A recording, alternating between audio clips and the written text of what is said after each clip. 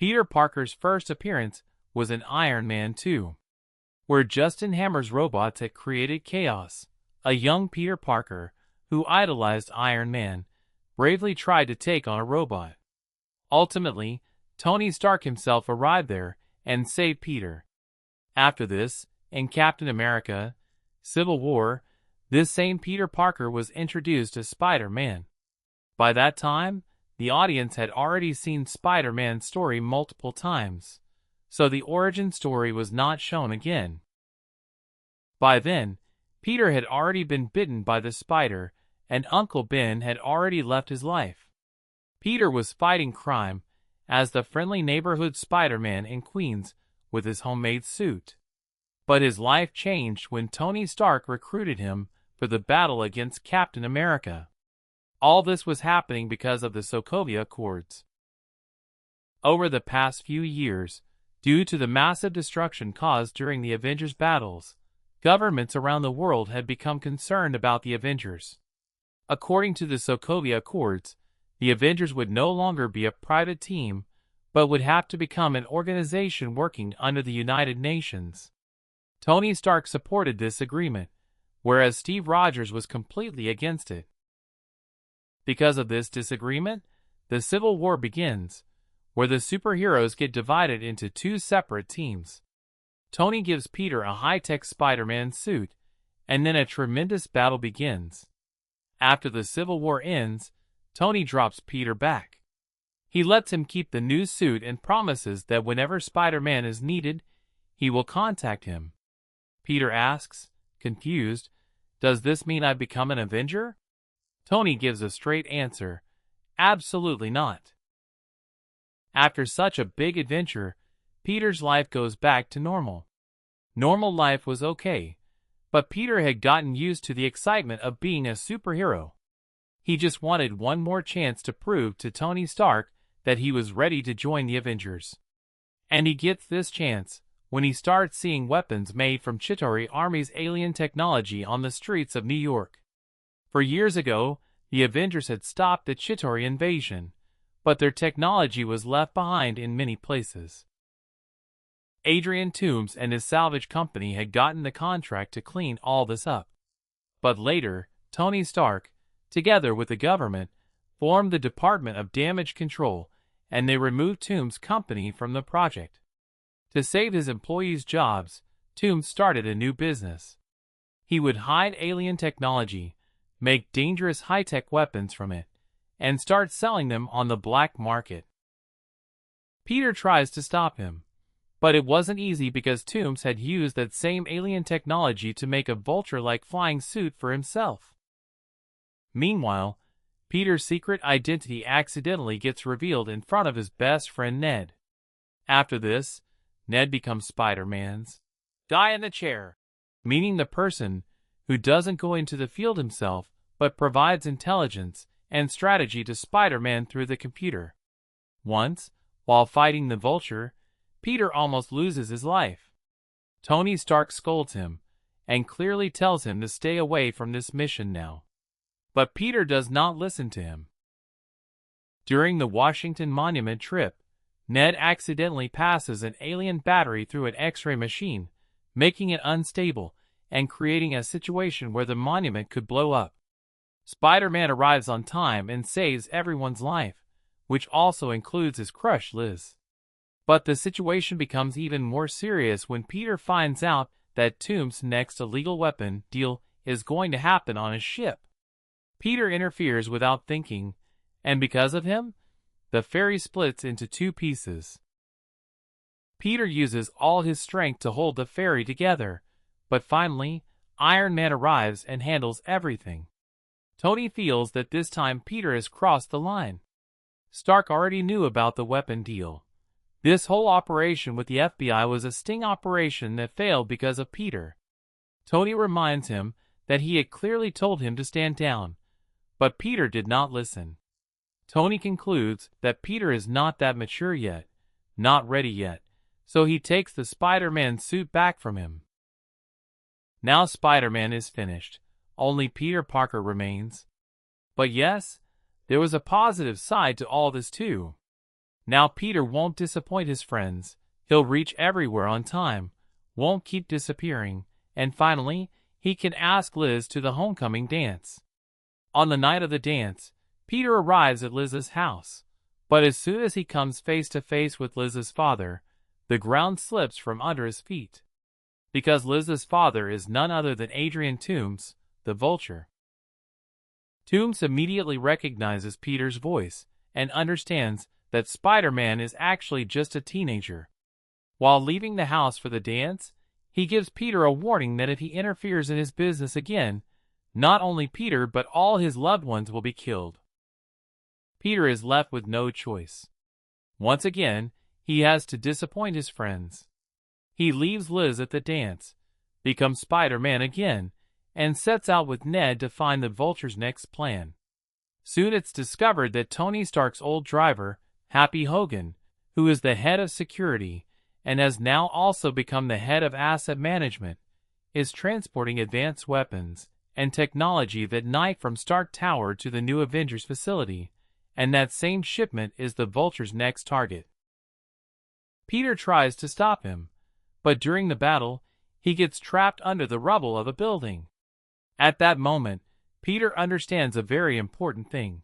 Tony may have taken the suit from him, but the suit doesn't make Spider-Man, he himself is Spider-Man. With this realization, Peter uses all his strength to remove the rubble, and sets out to face the Vulture without Stark's suit. Finally, Peter stops the Vulture and Adrian Toombs is arrested. After this incident, Liz's mom decides that she will shift to another city, due to which Liz also leaves school. Now, after Liz leaves, the academic decathlon team needs a new captain, and this responsibility goes to Michelle Jones. But she reminds everyone that she prefers to be called MJ, not Michelle. Peter starts liking MJ. After this, Happy Hogan takes Peter to the Avengers facility, where Tony Stark, with the new Iron Spider suit, officially offers him to join the Avengers. But Peter feels that he is not ready for that responsibility yet. For now, he just wants to be the friendly neighborhood Spider-Man. Tony respects his decision and gives him the Spider-Man suit back. But as soon as he returns home, another problem arises. Aunt May suddenly sees Peter in the Spider-Man suit, and his secret identity is revealed in front of her too. 2 years later, a new and even more dangerous villain appears, the Mad Titan Thanos. His mission is to collect all 6 Infinity Stones and, with just a snap, wipe out half the population of the entire universe. According to Thanos, this is the only solution for overpopulation and limited resources. Without thinking much, Peter goes into space with Tony Stark to stop Thanos. But the Avengers lose this time. Thanos collects all the Infinity Stones, after which, with just one snap, half the population of the entire universe turns to dust and disappears into the air, and one among them is Peter Parker. After the snap, Thanos also destroys the Infinity Stones, so that no one can ever reverse his work. After this, Thor does kill him, but by then it's too late. It seems like everything is over, but 5 years later, the Avengers come up with an almost impossible plan: time travel. Their plan is not to change the past, but to go into alternate timelines and borrow the Infinity Stones from there, so they can use them in their reality to reverse the snap. And surprisingly, this plan works. All the people who disappeared in the snap come back, and Peter Parker is one of them. But the problem isn't over yet. Thanos from the past timeline also follows the Avengers back to this reality, so that he can complete his future version's mission. All the heroes come together to face him, even Peter Parker, that is Spider-Man, who has now returned, actively takes part in this battle against Thanos. Where, to stop Thanos and his army, Tony Stark makes his sacrifice. After the battle, Peter attends Tony Stark's funeral. He has lost his mentor, and is completely broken. But upon returning home, his best friend Ned is with him, who supports him in recovering from this pain. Even after 8 months, Peter has not been able to forget Tony's death, but he tries to move forward in his life. Meanwhile, his school's Europe trip is announced, and Peter decides that during this trip, he will finally confess his feelings to MJ. He thinks that maybe MJ likes him too, because she is often caught looking at him. But one problem always remains the same in Peter's life. Whenever he tries to do something normal, Spider-Man's duty comes in between. As soon as they reach Europe, their trip is interrupted by an attack from a giant water monster. But a new superhero has emerged to stop that monster, whom the kids name Mysterio. After this, Nick Fury tells Peter that Mysterio's real name is Quentin Beck, and he has come from another Earth in the multiverse. His world was destroyed by powerful creatures called elementals, and now he has come to save this world from those same monsters. During this, Nick Fury gives Peter a special gift left by Tony Stark. This is a pair of advanced sunglasses through which Peter gets access to the entire Stark global security network with an AI named Edith. This system can control everything from satellites to advanced combat drones. Initially, Peter finds this technology very useful, but when Brad accidentally takes an embarrassing photo of Peter, Peter tells Edith to just delete that photo. The AI misunderstands that command and launches a drone strike on Brad. Peter somehow stops that attack, but Brad's life was almost taken. Nick Fury scolds Peter a lot for this stupidity, and then Peter feels that maybe he is not ready to handle such great power yet. After this, when the fire elemental attacks and Mysterio defeats it, Peter thinks that Quentin Beck is the person who can use this power responsibly. Trusting this, Peter transfers the control of Edith and the entire Stark security system to Mysterio. But this proves to be the biggest mistake of his life.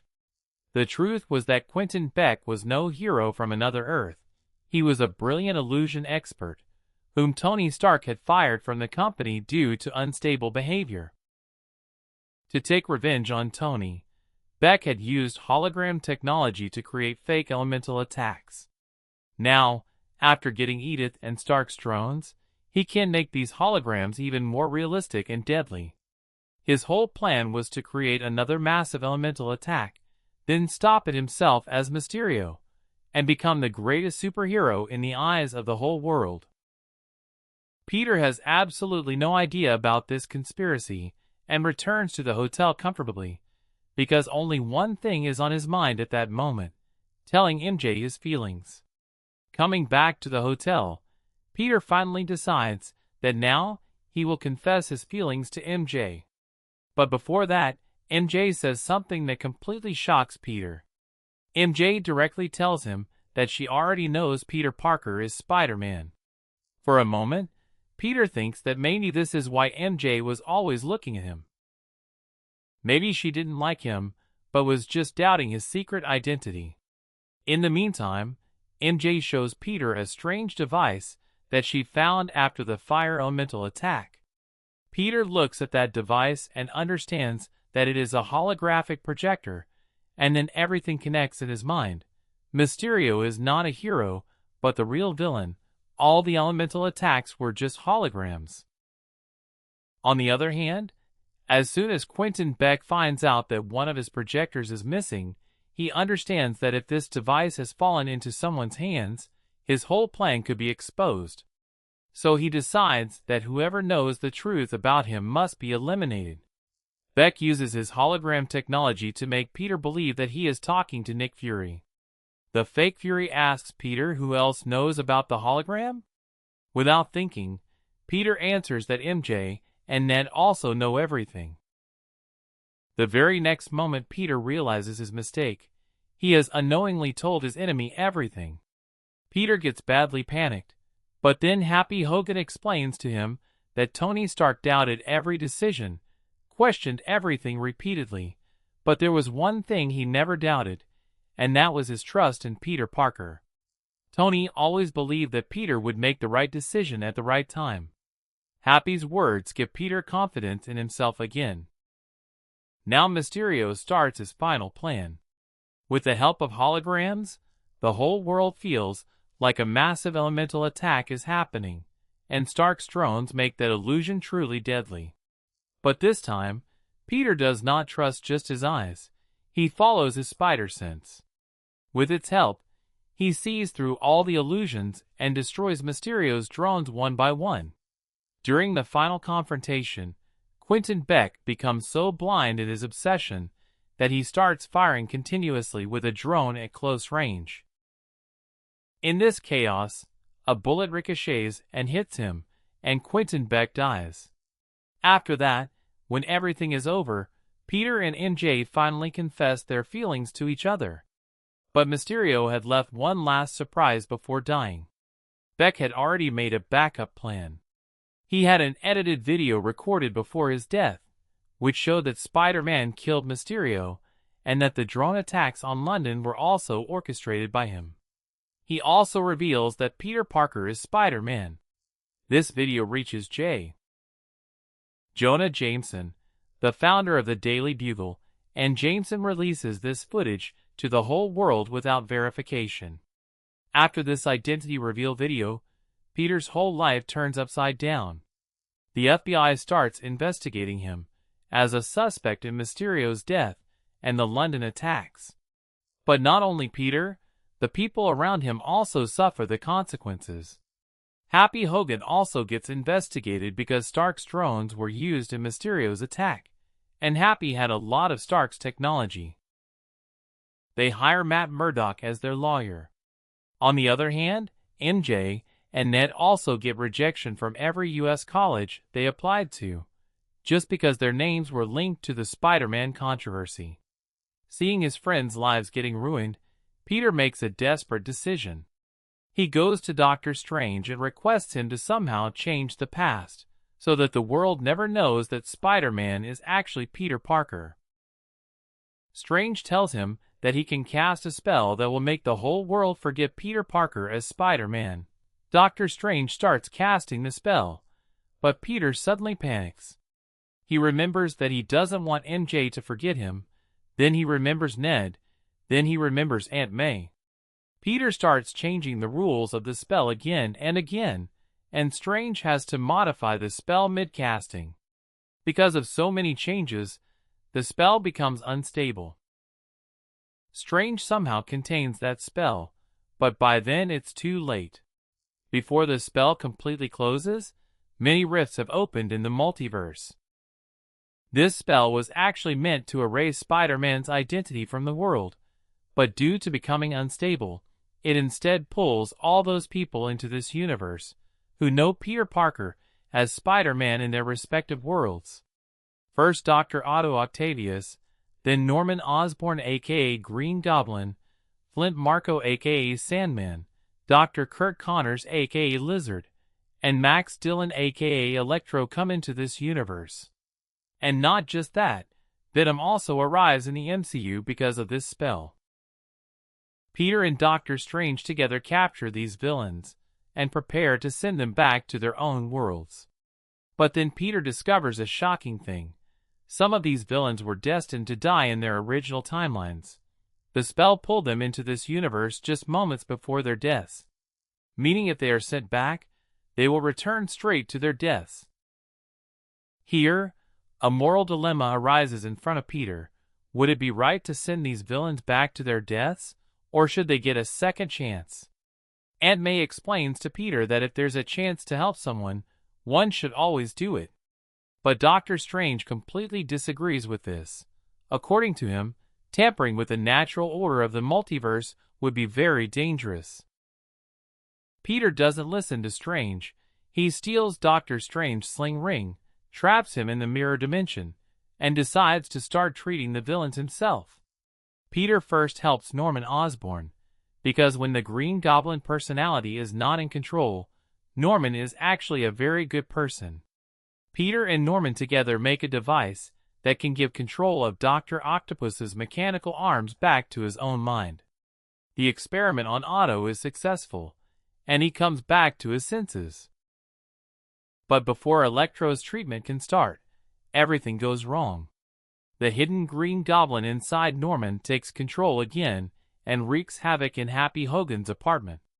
After a brutal fight, he badly injures Aunt May with his glider. At first, Peter thinks May is okay, but after a few moments, her condition starts deteriorating. Even in her last breaths, Aunt May tells Peter just one thing, that he did absolutely the right thing by trying to help the villains. Then she says the line that has become Spider-Man's identity, "With great power there must also come great responsibility." Saying this, Aunt May leaves Peter forever. Then one last idea comes to Peter's mind. If all these people are coming to this universe just because they know Peter Parker is Spider-Man, then why not make the world forget Peter Parker altogether? Peter requests Doctor Strange to cast a new spell this time, a spell that will not just erase Spider-Man's identity, but erase the person named Peter Parker in every way, from everywhere forever. Doctor Strange warns Peter that if this spell is cast, no one will even remember that a boy named Peter ever existed. Peter accepts this sacrifice because he has no other option left. Doctor Strange casts the spell, and slowly all the visitors from the multiverse go back to their worlds. Reality becomes normal again, and the world is saved from another catastrophe. But the greatest price of this victory has to be paid only by Peter. Now Ned and MJ know that a superhero like Spider-Man exists, but no one remembers any person named Peter Parker. Peter was never in their lives. Sometime later, Peter goes to meet them, perhaps to tell them everything again. But when he sees that Ned and MJ are finally living their normal lives, are happy and safe in college, he decides not to bring their memories back. He silently walks away from there. After this, Peter rents a small apartment, sews a new Spider-Man suit for himself, and without any high-tech gadgets or Stark's technology, once again becomes what he was at the beginning, a true friendly neighborhood Spider-Man. But the story does not end here. When Venom is sent back to his world, a small part of his symbiote is accidentally left behind in the MCU, meaning that in the future, sometime or the other, the story of the symbiote and Venom can be seen in the MCU. And one more strange thing happens, which I suggest you forget. Because of the spell, Adrian Toomes, the Vulture, lands in Venom's world, where he talks about teaming up with Morbius. But this Morbius thing, I am saying again, just completely forget it. So yes, this was Spider-Man's complete story so far.